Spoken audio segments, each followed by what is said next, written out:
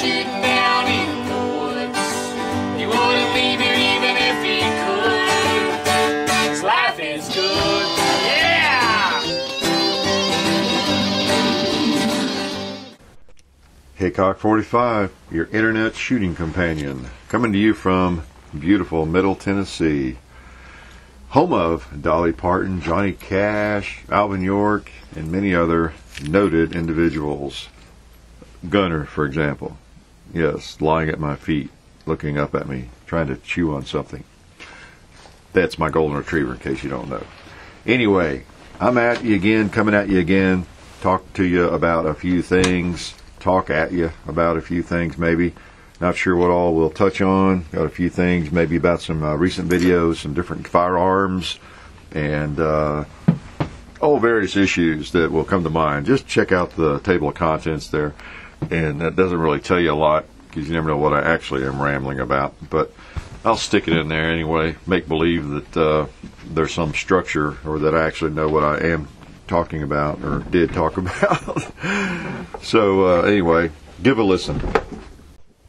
For some of you new folks, speaking of what's this all about, you may not have listened or looked at, whatever you do, to one of these radio shows. Just a little background. Started doing these, back around January, February, I don't know. John kind of talked me into it. And I just call it a radio show. I just chat about things. I've done a couple of interviews. But I mainly just come out to the barn, the reloading room, where the ambiance is just right and special, and talk about firearms issues and just different things going on.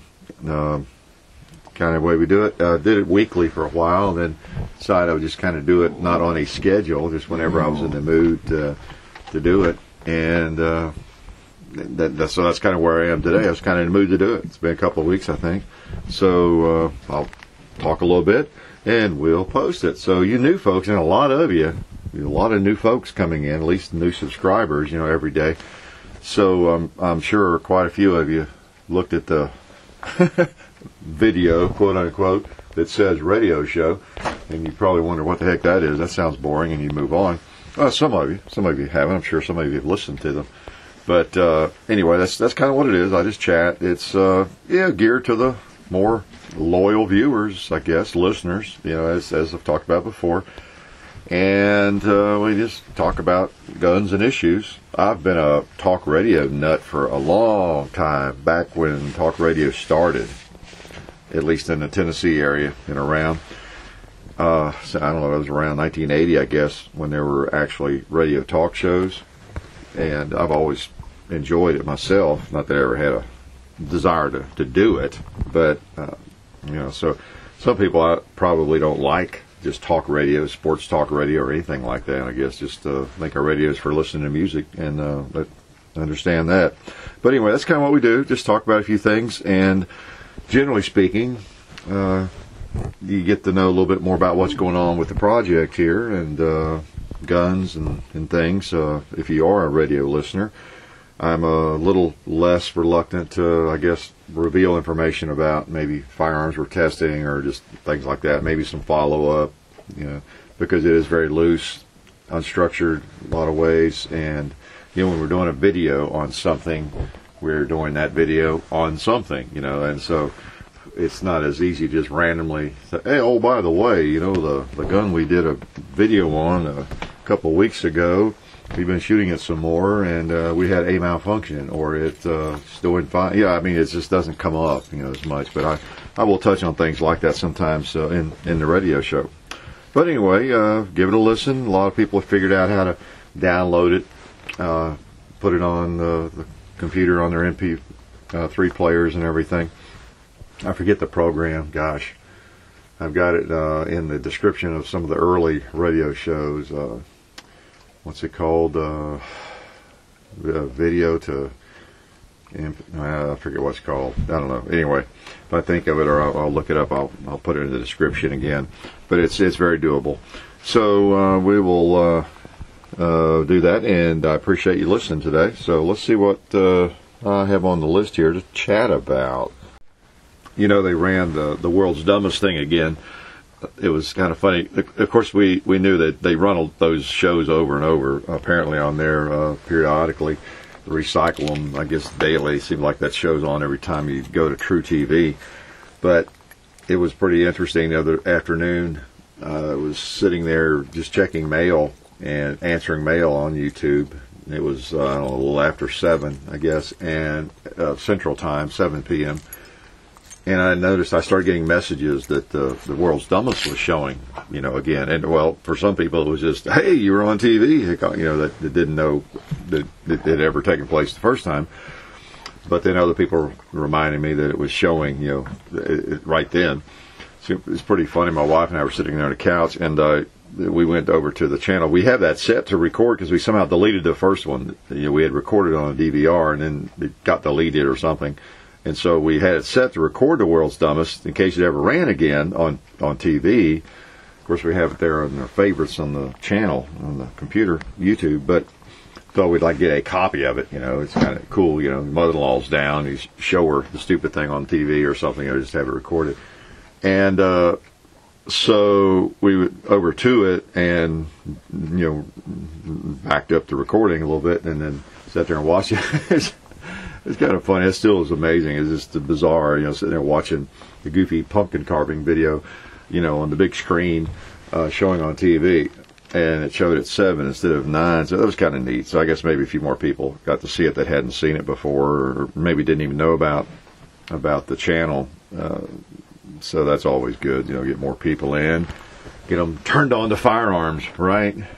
So anyway, that's pretty funny. And I watched that again, backed it up and watched it, I guess, a couple of times, and John and I were really lucky that they were, not that bad to us, other than that last idiot, with his hat turned on backwards and all that kind of thing. Because you would have expected, coming out of Hollywood, that, every segment would have been like that. Been 5 or 6 commentaries on what idiots, shooters are, and how totally idiotic it is to be cutting down a Christmas tree with an AK or carving a pumpkin with. But it really was actually pretty clever, and we came out of that pretty well. And I didn't really expect anything too horrible, as I've said before, or I wouldn't have let them have it. But anyway, hopefully you have seen that. I'm sure you have if you're listening to the radio show. If not, it's in the favorites. It's there, available, on YouTube of all places. Isn't it amazing how anything anybody ever does that appears on video usually ends up on YouTube? Sounds like a place to be, doesn't it? I had on a list to talk about 1911s. The Kimber videos, and then just 1911s in general, in my experience with them. It is the year of the 1911, isn't it? The anniversary. I should be talking about them all the time. I should be doing a video a week with 1911s, right? I think we just about did there for a while in the spring. And we'll send out the anniversary year with a bang, too. We'll do some more of those this fall.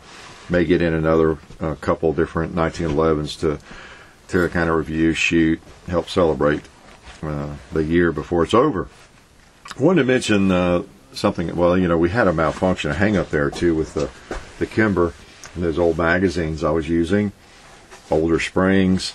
I'm not sure what to say about that. I'm not going to apologize. Like I say, really, 1911's just, I'll upset a lot of 1911 people here, except I am a 1911 person. I'm a Glock person, 1911 person. I don't know if I'm a SIG person, but I kind of like SIGs too. I like a lot of guns. Don't need to tell you that. But 1911s are just more likely to malfunction than a Beretta or a SIG or a Glock or any of the new polymer guns, or probably a Ruger, maybe car. I don't know. I haven't really had that many different cars. Most of the cars I've had experience with are the really small ones, and they've done fine. A 1911 is it's a great gun, but everything's got to be right. I know your answer, it's got to be right on every gun. You're correct, except that it seems to be correct on other guns more often than on 1911s in general. You can go, I can just go eeny, meeny, miny, mo through a gun show, pick out 5 different Glocks or SIGs or Beretta, 92s. off of somebody's used ones, all used. I could just pick them out randomly, pick out every used Beretta, every used SIG, every used Glock at that gun show, bring them to the shooting table, load every one of them with any old magazine I can find that they had at that gun show, and I would expect, quite possibly, shoot all of them all day long and maybe never have a malfunction with factory ammo. I mean, I would not be surprised if that happened. I'd be more surprised if there was a malfunction probably with one of them. That's just kind of the way I look at it. If I picked up a bunch of random 1911s, I would expect malfunctions. I would expect malfunctions almost with any 1911 eventually. It's just going to happen. The design, of course, is genius. John Browning was a genius. It designed to be shot with hardball, of course. And that round, even hardball, it's got to jump up that ramp. It's got to get up that ramp, to be chambered properly. And it does. It does. But everything's got to be working right. The extractor's got to be tuned just right. The magazine springs have to be strong. The best springs, magazines, and follower, that are out there for them to work, really reliably. So everything's got to be just right, and sometimes it's not. So that's just the way they are, I can't say I'm having a lot of malfunctions with my Colts. I rarely ever have any problems with my Series 80 gun. The 1918 replica I've had for 2 or 3 years now, the Ed Brown. But I would not be surprised. I could be out shooting that replica, I haven't had that long, with some factory ammo, just taking a few shots, and if one hung up, I'd look at it. Okay, I don't see anything. I don't know what's wrong with that. I'll keep an eye on it. I just wouldn't be very shocked, whereas I would with any of my modern polymer wonders. I just really would. So anyway, it's more likely to happen. That's kind of the point I'm making. If you're thinking about buying a 1911 for the first time, don't be shocked. Now, if you have a malfunction somewhere along the way, if you plan to carry it or rely on it, make sure it's in good shape. You got the very best magazines you can afford. You've shot it enough to know it works with whatever ammo you're going to keep in it. Make sure that extractor is tuned. It's got the right amount of tension on it and everything. John's Series 80 is a beautiful gun. The stainless one you've seen in videos. Smooth action, smooth slide to frame fit. Oh man, it's like butter. It's like you'd sent that off to a gunsmith and had him work on it a while. It's just, and that's just right off the shelf. But anyway, I guess he's had that about 3 years. It has a tendency to malfunction on the last round due to an extractor issue, a loose extractor. And I've worked with it several times, tightened up the extractor. I've taken it out, and I know how to kind of bend them, and I think I'm doing it correctly. And it'll work for, 5-6 months. It won't do it. But then it'll gradually loosen up, and it'll happen. What it does, it leaves a round on the top of the magazine, a loaded round, and it jumps out and doesn't chamber it and all that. And it's always on the last round, so it's. That's some consolation when it's doing it. Recently, we put a Wilson Combat bulletproof extractor in it, and I'm hoping that cures it for good. It seemed to have the right tension. I'm not sure that it wasn't a little looser than a lot of them are, but we'll see. It's working right now just fine. But you got to have that extractor tuned, the right amount of tension on it, and everything, everything right, and they'll work. Generally will work. But it's still not a huge shock when one doesn't work. Let's put it that way. But anyway, I'm not really biased. This is all based on 20 or 30 years experience. It's just the way it is. So you may disagree, but that's my experience. They're going to malfunction occasionally. I don't care what kind it is. And now it could be. I haven't had a lot of experience with Kimber. Again, I'm not trying to apologize for them, but people who don't know 1911s much at all. I'm kind of warning you to not be too surprised if you have a problem. It could be that Kimber is the worst for it. Okay? So again, I'm not trying to sell Kimbers or apologize for them. They might be the worst. I don't know. Or they might be the least likely to malfunction. I don't know. I haven't had enough experience with them yet. As I said to somebody, I think to really test something like that, a person could do it, I guess. You could go get 4 or 5 Kimbers, 4 or 5 Colts, 4 or 5 Springfields. Take 4 or 5 from every manufacturer and get truckload of the best magazines out there, and use all the same ammo and do some massive test. Shoot every gun 500 times and track the malfunctions. You could do something like that, and that would be fairly scientific, I guess. Be shot enough rounds using all the same magazines, same ammo. See how they do. I don't know, but just shooting one in a video or two doesn't necessarily tell us a lot. So anyway, for whatever that's worth, just wanted to mention that. Well, let's do the gun action of the show. Well, the gun action in the last show was something we were just talking about. Yes, John's Series 80, 5-inch government model, 45 ACP, 1911. Yes, that's the gun I was playing with. And this week's is something that I have in my hand right now. So let's see what the heck it sounds like. Mess with it here, do some things that you do with a firearm.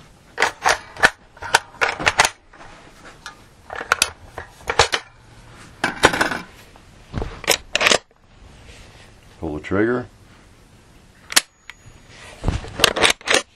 Safety on, safety off. Trigger pull. Work the action. Put a mag in it. There you go. Alright, should I give you any clues? Well, I don't know. I can't really think of a clue that would not give it away, maybe. Anyway, I like it. Fun to shoot. And just kind of gun you want to keep on shooting is all I can say. And we'll let it go at that. I just wanted to mention something about comments that we see on videos a lot, and that we appreciate all the compliments. We talk about trolls and that kind of stuff occasionally. That's such a minute percentage of things and activity comments that we get on videos, and we see a lot of the comments. Of course, not all of them, I guess, but I see a lot of them, and even react occasionally to some of them, answer when I can. But we also see all the compliments. There's so much love out there. We feel the love. Just want to let y'all know, and we appreciate it, that people just are so profuse, it seems, in their appreciation, for the videos, and it's embarrassing almost.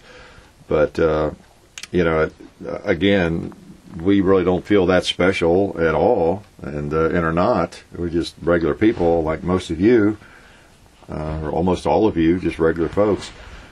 Just been shooting all my life almost, and still doing it, and putting it on video and having a little fun with it. So it's I'm glad a lot of you think it's special and that you keep coming back.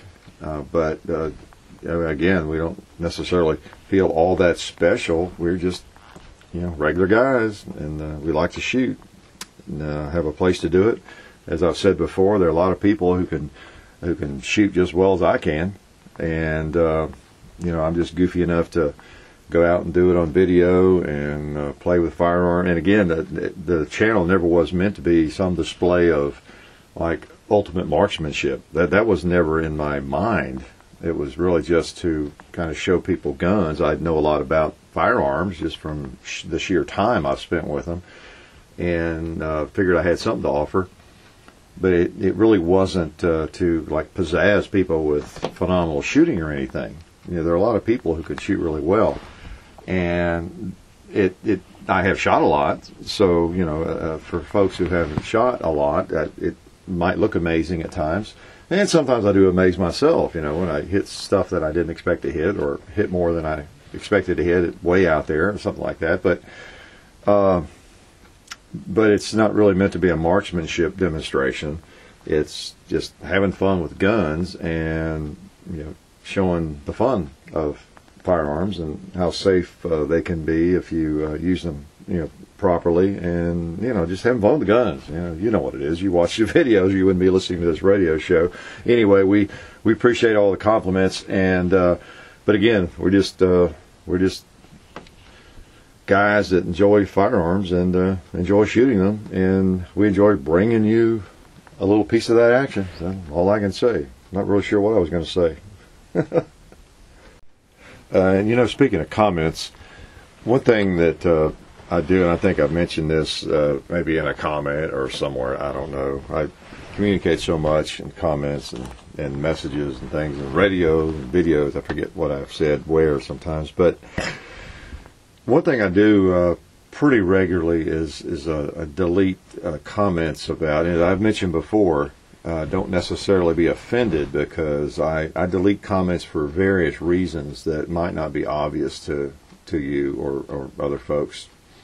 Which I could explain in some cases, but even explaining it would maybe not be the thing to do either. So I just delete sometimes things for reasons maybe unbeknownst to people, just to nip something in the bud, or not to get the wrong people thinking about something that maybe wouldn't just cross your mind necessarily.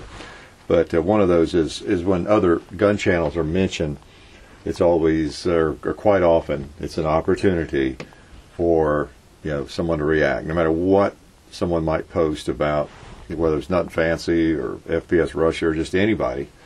Then what happens quite often. Someone comes in, what do you say about him? That guy's an idiot, or this guy, or he's best, or he's worst, and then they get to arguing about it, and then there's this big conversation about somebody else's channel on my channel, which I do not tolerate at all, really. I don't want anything negative about anybody else. If you don't go to somebody else's channel and say something negative, feel free.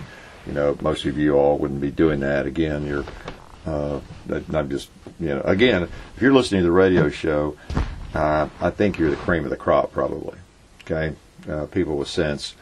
So, you wouldn't be doing that anyway. But anyway, sometimes I delete things like that in comments about other channels, just to keep people from coming in there and using that as an opportunity to bash. Sometimes it might be to compliment, but it ends up bashing. If someone then compliments someone else's channel, so yeah, that guy is great, or whatever, then someone else that doesn't like that person, uses that same form. So anyway, just to be aware of that.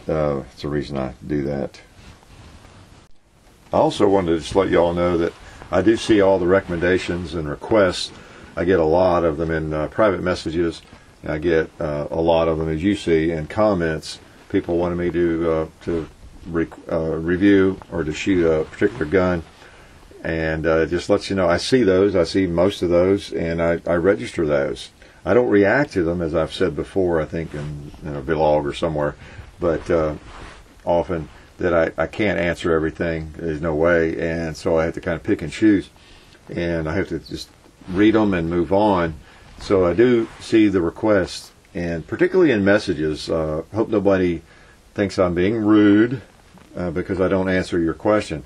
I said long ago, a couple of places, that if you send me a message because you want to see a certain gun, well, lots of times how you phrase that, and normally it would be impolite not to answer an email. Someone sent you an email at work or somewhere and said, well, what do you think about this? Or would you consider doing that? And you just didn't answer. It'd be kind of rude, right? Well, I get 50 or 60 of those a day of that type of message, not counting the other couple of hundred.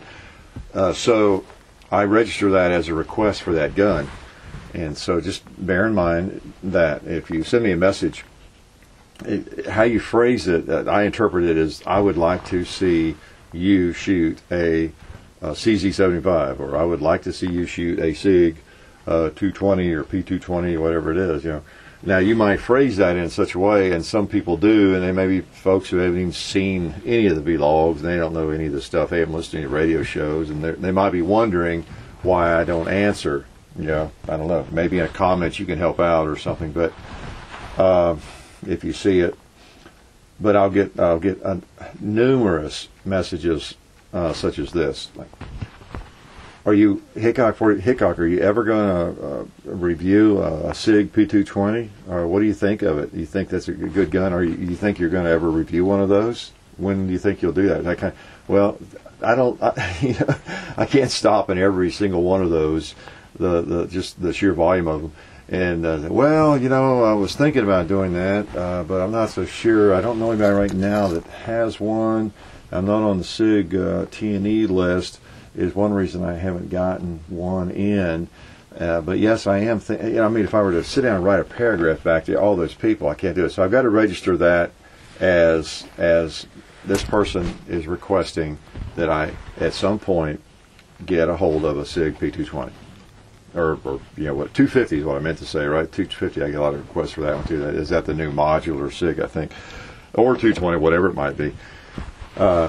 So don't be offended if you don't get an answer, because anything, I've got to categorize the communications. So if it is a communication that is basically asking and wishing that I would review and shoot a particular gun, I take note, message is received, and I delete it and go on. I just have to operate that way. So I got your message, and the more I get on a particular gun, then the more likely I am to try to think about getting a hold of that at some point. Again, I'm not a pure gun reviewer. I started doing this. That was the furthest thing from my mind. I was just going to shoot some of my guns and talk about guns and hopefully impart a little education about firearms. And it was really a good while before I thought, a gun that we keep getting requests for, maybe we ought to think about trying to get a hold of one of those. People want to see a Beretta 92 again, or whatever it might be, And so we kind of started moving that direction a little bit, and that's kind of the way that happened. And but anyway, that's what I want to say about those comments. I don't reply to those. And some people get a little almost too precocious on this, to the point where they're almost obnoxious. If it's a gun that I'm getting a lot of requests for, you may see some comments like that, or even on the profile. Hickok, when are you ever going to review a certain gun? Are you ever going to? You can almost feel the frustration in their voice. It's almost funny. Speaking of starting out with this thing, John and I were talking about this the other day. I guess when we reached the 100,000 mark, we were talking about some of the old times and how we got started. But I remember distinctly thinking the first month or two there that fall we got started doing this, thinking, okay, we'll do this is kind of fun. We'll do a video with all a bunch of the Glocks, explain those, maybe get all the lever guns out, maybe the Colt single action. I was counting up the videos that maybe we could do that possibly people would have interest in, and I was really grouping the guns, like 8 or 10 guns at a time, all the lever guns and all this, and I think I had to count up to about maybe 12 videos that we could do, and then we'd have about 12 or 15 videos that would be our YouTube adventure. That would be it. And so it just goes to show you don't really know what you're moving into until you get into it. And and then we did some of that. We kind of grouped guns together, and then I don't know. I guess John was saying, really we ought to do these guns individually. That's what everybody else does. I just didn't think there'd be that much interest. I just felt like we had to get all the lever guns out and shoot them and talk about them, and maybe that would be interesting to somebody.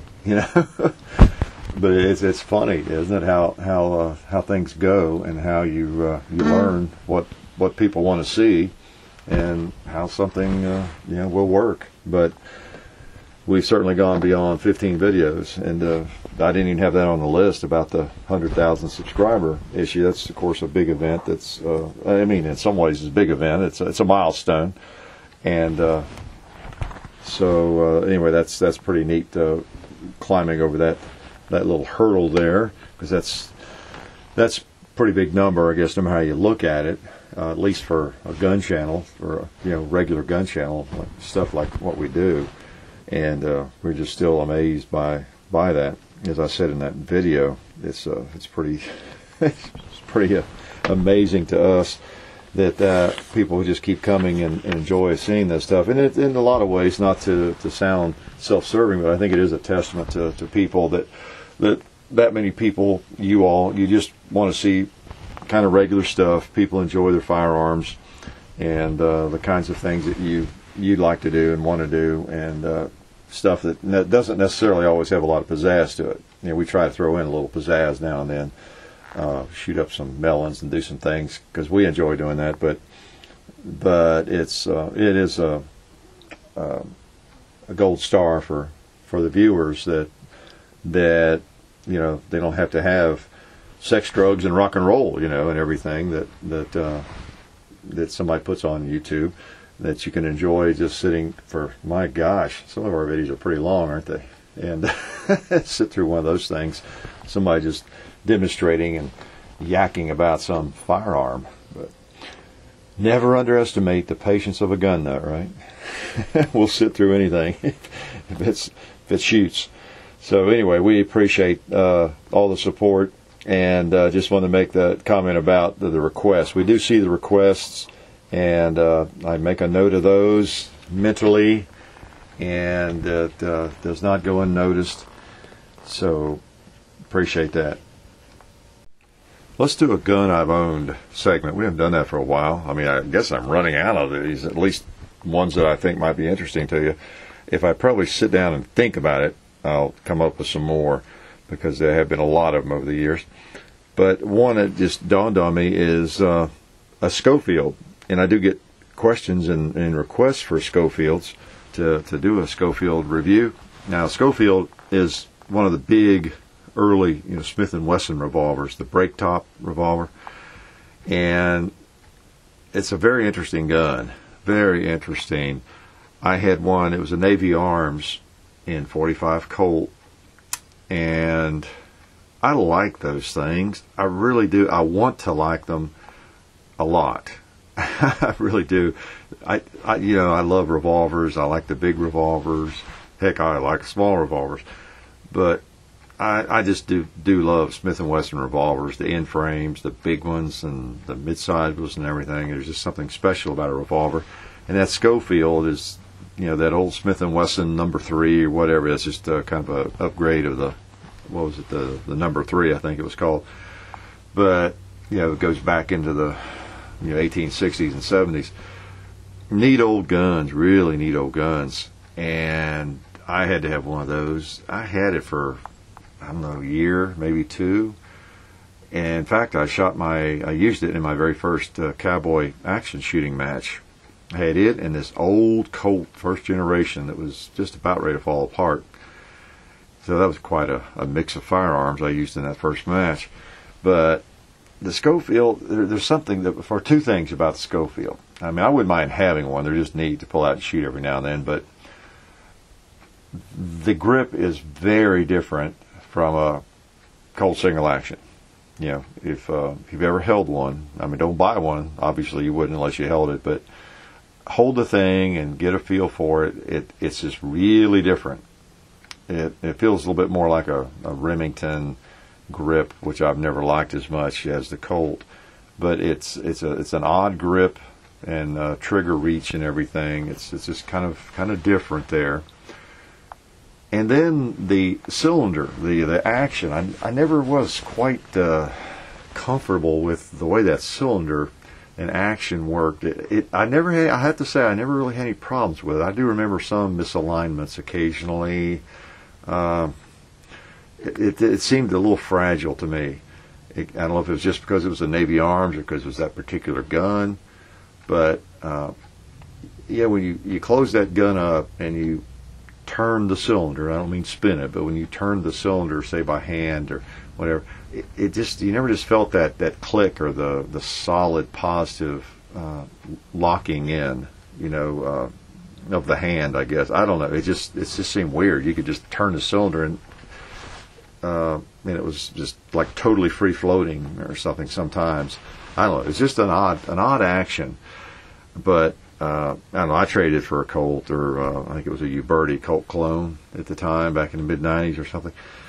But a really interesting gun, and there's something really special to me about the top break guns like that. I love it. This is like a shotgun. I like a shotgun that breaks down like that, and I like a revolver like that. And I would be very interested in another gun like that. I'm not sure anybody makes one or really ever made one, but they just had a little bit better feel to it, and really quality break top, top break firearms. It's kind of special. It's really neat. Quick to load, of course, because it would break down like that. It's single action, though. Bear in mind they are big old Smith & Wesson revolver, of course, but they're single action. If you're thinking about one, you have to cock it to fire it. Just because it kind of acts like a big old modern in-frame Smith, it's quite different. It's like a Colt single action. You've got to cock that hammer in order to fire it each time. So it's not like you can load it up real quickly and then machine gun with it or anything.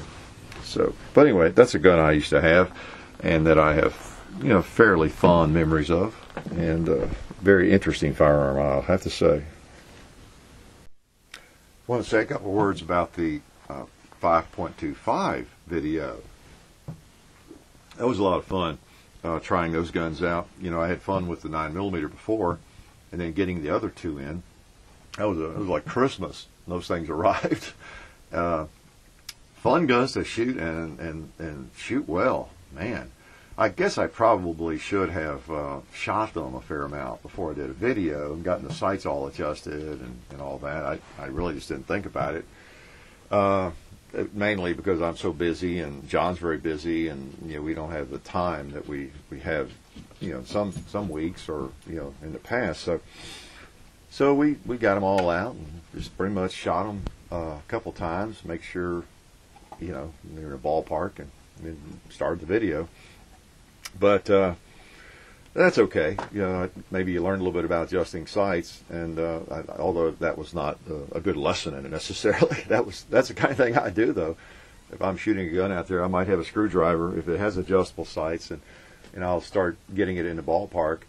And then if I'm not doing a video, I might get out some paper there, or put the paper target a little further away, or just shoot steel. When you paint the steel, that's generally what I do. I shoot very little paper. I'll make sure I'll find a target that's not been, shot up so badly where I can tell where I hit, and put a bullet on it, and then aim at that hit, very carefully. It's a great visual. It's like a built-in or a metal shoot and see target, and just get it down really close to where if I can put those bullets on the same little gray spot, it's the same as shooting paper targets. So, but anyway, that was fun shooting those, and the mix up there on the magazines. That is something you have to be on the watch for when you're shooting that many different calibers and all that. I normally don't have that issue. It's I think part of the I say normally, almost never. The part of the reason for that too is already having all the magazines loaded. Because it's a video. Whereas normally you go to a shooting table. At least me.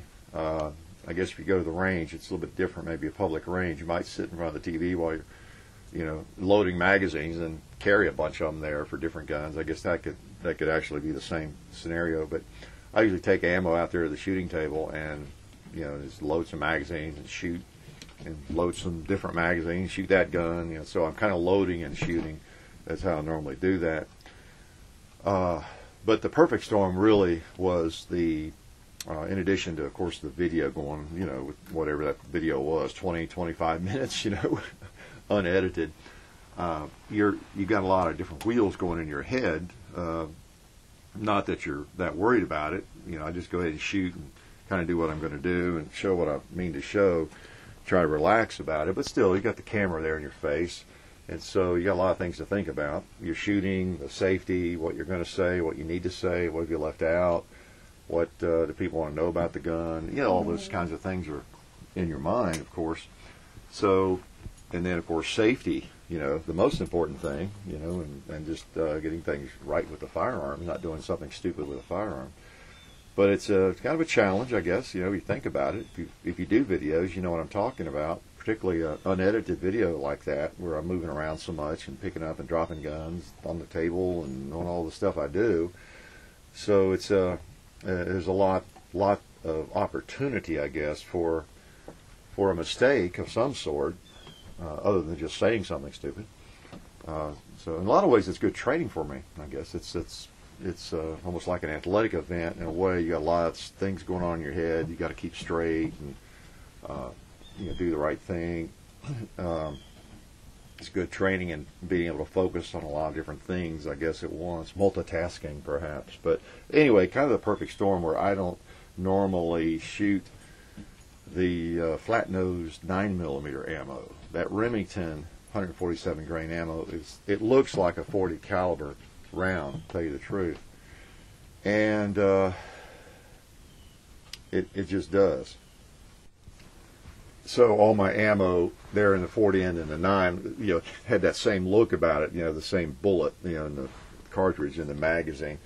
So I didn't have that visual to, I guess, help me out either. Now, I noticed looking at the video that I finished with the 40 and I didn't empty my mag pouches totally. I still had one or two in a mag pouch here in the back. I had 3 double mag pouches. And then I put some 9mm magazines in there. And then when I got down around to that last one or two, the bingo, they were 40s.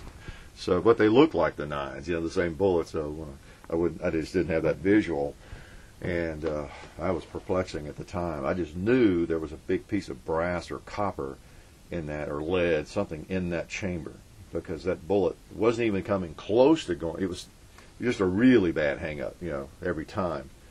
So it just didn't occur to me what it could be, and so I just knew that chamber was blocked big time with something, and really surprised when I didn't see anything in that chamber. So anyway, it came to me what the problem was. Slow as I am, the truth usually sneaks in eventually. But that was fun, shooting those guns. I enjoyed that. I enjoy all these guns, whether it's Glock, Sig, Springfield, you name it, Ruger. They're just fun to shoot. A lot of companies are making great guns, so I'm fortunate to be able to play with a lot of them. And hopefully from the videos, you can tell what seems to work and what doesn't. If they work, I try to point out what I like, what I don't like. As I say, I'm more forgiving on big guns. It just doesn't matter as much, some things, because it's going to be an outside the waistband holster, plinker, competition gun, that sort of thing. But just a lot of great guns out there, and hopefully you get a chance to try a lot of different ones, because they are fun. They are lots of fun. So just thought I'd touch on that again. Well, I better wrap this thing up here, and hopefully I said something that makes sense to you this week. Again, this is just very casual. I'm out here in a reloading room with Gunner and just kind of talking about things come to mind, things maybe I thought about, made a note of it. But maybe as John is working on weekends more this winter, I'll come out and do one more often. I don't know. It'll just depend. I've got a couple things to talk about. Maybe do some short ones or whatever. We'll just see how it goes, because I don't mind doing it. If I have a couple things I might want to blab about. So hopefully there's something useful, and if not, it's a nice thing about a computer. You can just stop it, right? You can turn it off. So hope you get a chance to shoot this week and or weekend, and enjoy some firearms. Continue fighting the good fight. It's we've got the momentum on our side right now, I think, in a lot of ways. But we got to continue that, continue supporting the gun rights organizations, and I hope you feel a little guilty if you're not doing that. I heard Tom Gresham talk about one possibility is whenever you buy guns or ammo, charge yourself a 5% tax, and send that to one of the. And there's several gun rights organizations. I mean, I'm biased. I think we all should be a member of the NRA. That is the big elephant that's walking around the Capitol, doing lobbying, and there are others too. The Second Amendment Foundation. There's several good ones, and then of course your state organizations. So we probably should. That's probably not bad advice. Tax ourselves voluntarily and make sure we're members of those organizations, because I know when you get the bill to update your subscription or your membership and all that kind of thing, and it's there in the pile with all the other bills and everything. It's easy to put that one aside, but that might be one of the most important ones, and helps you keep up too with what's going on. It really does. I know we have the internet and everything, but it is nice to get, like even the hard copy magazine, whatever, American Rifleman or whatever you choose to receive, kind of keep up with things. Plus get some good information about firearms and in there as well. But anyway, do something positive, and of course one of the main things is be positive about firearms, and when you're discussing it with people, and not get glassy-eyed and crazy, whether you're on the internet or in the break room where you work. You know, it really comes down to our demonstrating, I think, that firearms are just a normal endeavor, a hobby for most people. You know, just like golf, sporting clays, you know, and all the other gun games, just target shooting on the range. Again, it's a hidden sport. People don't see us. They don't see us doing it. So it's out of sight, out of mind. That's one of the hurdles we have right there. You're never driving by a shooting range, rarely watching people shoot. So, oh, look at that. There's a nice family out there shooting, you know, skeet or whatever they're doing, shooting 44 Magnum, whatever, like you do with golf or soccer or the other endeavors. It's just the nature of it. So it's up to you and and me and everybody to demonstrate what it's all about to the folks, and be a good representative. So anyway, I'll get off my soapbox, and I'll check in with you later. You'll probably see me on YouTube. You've been listening to the Hickok 45 radio show. See you on the range.